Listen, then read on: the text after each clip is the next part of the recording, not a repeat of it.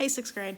So I was going over your language tests from Friday, and some of them were a little rough, so I'm going to review some of the stuff that we covered for that. Mostly was parts of speech. So things like our verbs, our nouns, our adjectives, and our pronouns. Eventually we'll get more in depth with some of those, but right now we're just covering the basics. So if we look at our definitions of those, we have a verb. It is an action or being word. So some examples of verbs are run, laugh, is, am, were, and has been. So any action that you're doing or anything that has to talk about what something is or is like is a verb. Our noun, we have a person, place, thing, or idea. So some examples of those. We have doctor, Walmart, socks, freedom. Anytime we have a proper noun, so the name of a specific person, place, or thing, we are capitalizing that. We have adjectives. Adjectives describe a noun. We have fluffy, French, new, expensive, some. Just like with nouns, if it is a proper noun that is being described, so like if we're talking about something from France, it is French, then we capitalize that F. And then we have pronouns. Pronouns take the place of a noun. Words like she, himself, ours, it, each.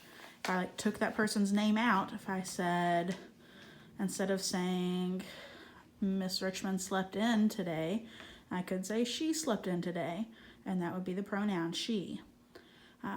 So going over the test, most of them were okay, though there were a few things that we should work on. Just kind of review a few of them. Ones that have multiple meanings, like the word March, for example. So it has several. It could be the month of March, which would be a noun. It is a thing. It could be someone is marching, which is a verb. Several of our words on that test were words like that. So for example, we had a sentence that had March in it. We had March days are windy. In that sentence, March days are windy, it's describing what kind of day it is. So that would be an adjective. But then we also had one was bands march at halftime. So what do? They march. So that one is a verb. Then we have words that, like still with March, the troop went on a long march. What did they go on? A march. So we've got to make sure that we're paying attention not just to what the word is, because sometimes it will be the same part of speech every time, but a lot of times it could be different parts of speech. So you have to pay attention to the context. You have to think, okay, is this an action that's happening? Is this a thing? Is this describing something? Or is this taking the place of something? So make sure that you're paying attention to all of that.